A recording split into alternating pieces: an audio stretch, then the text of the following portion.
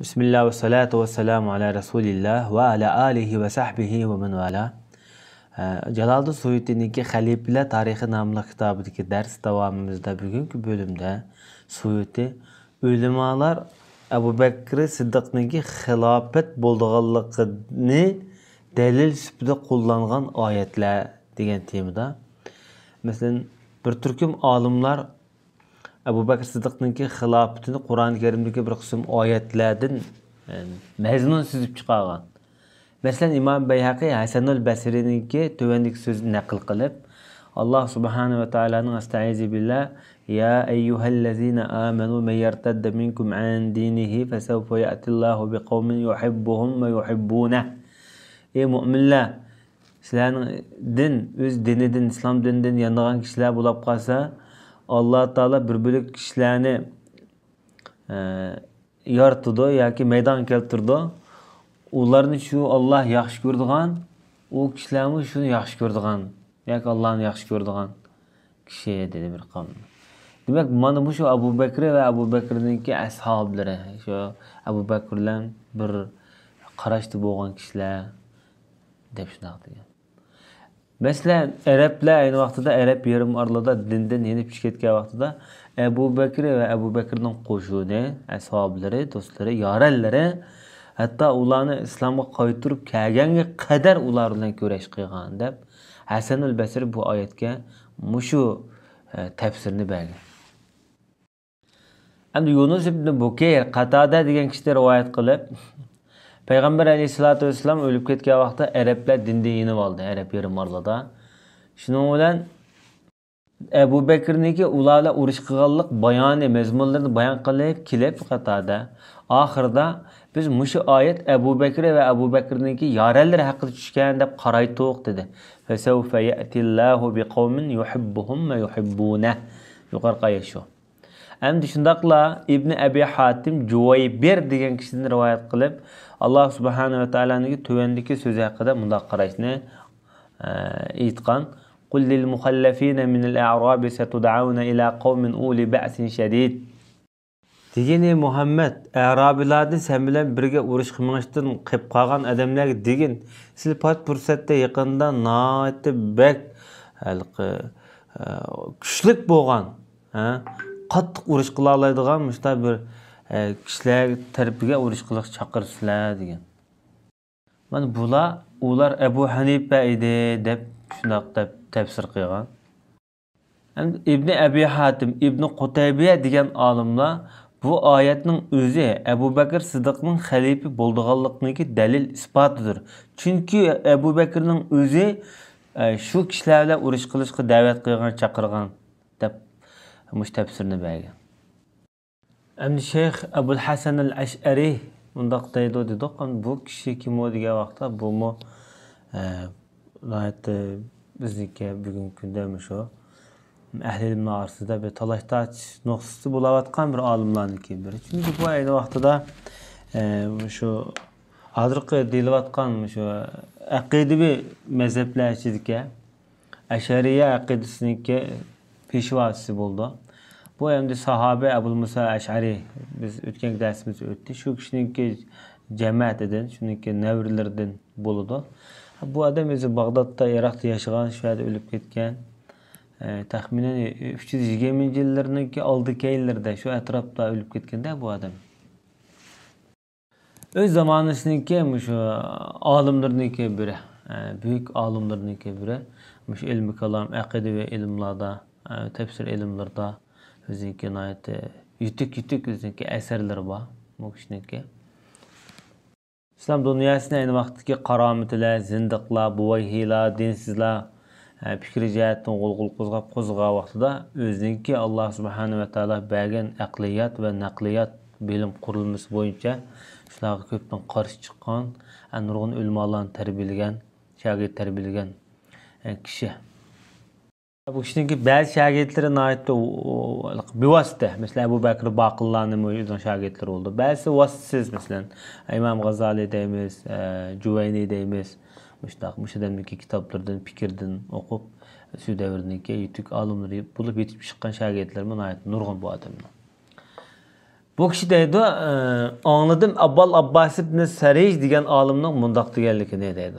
Abu Bakr Siddiqning xilofatlikning dalili Qur'ondagi bu oyatda bor dedi. Chunki ilm ahllari hammalar ittifoq deydi. Mushu oyat tushgandan keyin mush urushqa da'vat qilgan kishi faqatlam Abu Bakr Siddiq deydi. Chekdiganlarga yoki murtad ahlilar urush qilish chaqirgan faqat Abu Bakr dedi, ya'ni shundaqlar deydi. Demak, mana mushu Abu Bakrning xilofatniki vojib ekanligiga dalili, uning bo'ysunishning farzligi mush oyatdan kelib chiqdi. Chunki Alloh taolo bu yerda xabar berib, bu ishdan yuz o'rgan kishini Alloh nayt dahshatlik azoblaydi dedi oxirida. Demak, mush oyat Abu Bakrning xalifa ekanligiga dalolat isbotlarini biri deb qaragan. Hamda Ibn Kesir rahmetullohi alayhi bu daniq mufassir tarixchi ve men fessara bu yerdeki kavimni hem ular Parislatı yoki Rimlaqlatı deb tafsir qilgan taqdirdimi Abu Bakr Siddiq bo'lsa u Parisga, Rumga askar chiqargan odam. Demak, ularning umumiylik yo'qolishi Ömer ve Osmanning qo'lida hosil bo'lgan taqdirdimi? Ama Abu Bakr Siddiqning buyruq asosida Ömer, Osman şu Abu Bakr Siddiqqa nisbatan bu yerda shaxschi tarmoq bo'ladi deb bunda tushundirgan Ibn Kesir. Endi tuvandagi oyatni Estaizu billah ve adallahu allazina amanu minkum ve amilus solihati la yastakhlifannahum. Allah subhanahu ve taala sizlarning ichingizdan mu'min bo'lgan, yaxshi amal qilgan kishilarni xalif qiladi, ya'ni o'rinbosar qiladi degan oyatga va'da qiladi degan oyatni Ibn Kesir bu oyat yana Abu Bakrning xalif ekanligiga yana tamamen uyg'un deb bunda tushundirgan. Shundaqla Ibn Abi Hatim o'ziniki tafsir nomli kitobida Abdurrahman ibn Abdulhamid al-Mahri degan olimdan bayon qilib bundaq dedi. Abu Bakr ve Umarniki bu xilofat haqqidagi bayonlar Allohning kitobida bor. Alloh taolo o'z vaqtida mundaq deydi deb shu yuqorqi oyatni o'qigan.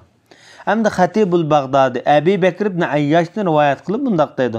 Abu Bakr Siddiq bo'lsa Rasulullahninki Qur'onda bayon qilingan xalifasidir. Chunki Alloh taolo mundaq deydi. Lil fuqaroil muhajirin deb oxirida ulaika humus sodiqun dedi. Bu yerda kimdi ulaika humus sodiqun degan kimni Alloh taolo bu yerda sodiq deb atagan bo'lsa, ular yolg'on aytmaydi. Demak, sahobalarning hammasi ya xalifat Rasululloh deb hammasi birdek ittifoq kelganda Abu Bakrni xalifa deb to'lashdi. Demak, bular sodiqlardir degan o'sha oyatning tushunchini bergandan keyin Ibn Kesir bu nihoyat yaxshi mazmun, bu oyatning yaxshi mazmun so'zalgan deb buni yaxshi baho bergan bunga. Hem de İmam el-Beyhaqi Zafarani degan olimni rivoyat qilib Shofiyning mundaq deganligini oldim. İmam Shofiy. Kishilarning hammasi Abu Bakrning xalifa ekanligiga ittifoq kelgan. Shu sababi Rasululloh o'lib ketgandan keyin hammasi majbur bo'ldi Rasulullohning o'rniga bir izbosar tiklash uchun.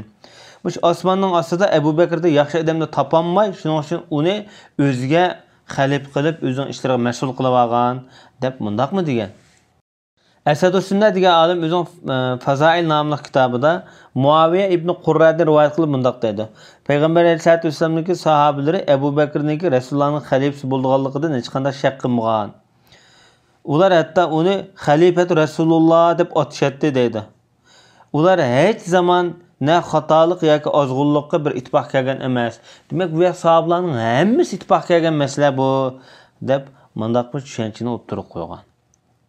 Hem de hakim çıkargan bir hadise özü sahih depti. Abdullah ibn Mesud rivoyat qilib mundaq deydi. Musulmonlar yaxshi deb qaragan narsa Allohning huzurida yaxshi bo'ladi. Musulmonlar bu yaxshi emas, nachar deb qaragan narsa bu Allohning huzurida nachar bo'ldi. Demak, sahobalarniki ra'yi, qarashi, fikri hammasining fikri Abu Bakrni xalif qilishdi deb yana bu o'rtaq shu davrdagi umumiy ittifoqiy masala Abu Bakrning xalifaligiga sahobalar ittifoq kelgan. Undaqkan bu texmi nihoyat go'zal bo'ladi, yaxshi ra'y bo'ladi deb qaragan. Hakim bir hadis so'zni bayon qildi. Buni Zahabi to'g'ri bu sahih qarash bo'lgan voqea deb buni isbotlabdi. Murrat Taybiydan Abu Sufyan ibn Harb Ali roziyallohu anhuning qishiga kelib mundaq debdi. Nima ish bu, nima ish? Bu Qurayshlarning ichida nihoyat e'tibori nihoyat oz bo'lgan yoki soni oz bo'lgan, bir odamniki e'tiboriga jiq erishmagan bir odamni mushtabi ish bo'lamdi. Ya'ni bu Abu Bakrning xalifa bo'lgan vaqtida Abu Sufyan bir oz Abu Bakrga bo'lgan endi qarashida, endi Abu Bakrniki jamiyati jamiyatga qaragan vaqtida bek nopuz bek kuchli emas ekan shu vaqtida. Deb buni taza qabul qilib bo'lmaganda, qabul qilib bo'lmay, agar xohlasang, men bu yerga nurg'un askarlarni, ot uloqlarni men tayyorlab qo'shqizib o'taman. Biz huquqni olaylik demoqchi bu yerda. Deb shunday deganki, Ali roziyallohu anhu mundaq debdi. Islom va musulmonlar bo'lgan dushmanlikni texyan uzrab ketib qoladi Abu Sufyan dedi. Bu degani Abu Sufyan eng oxirida musulmon bo'lgan emasmi? Uning oldida nurg'un dushmanlashgan. Lekin shunda bo'lsa bu dushmanlikning shunda qo'zg'algan taqdirda uning hech qanday ziyni yo'q. Ya'ni Abu Bakrga hech qanday ta'sir ko'rsatmaydi. Chunki biz Abu Bakrni buning eng loyiq, salohiyatli kishi deb his qilamiz, bilamiz deb bu Abu Sufyonga shu javob orqali raddiya bergan. Sallallohu alayhi va Muhammad va ala alihi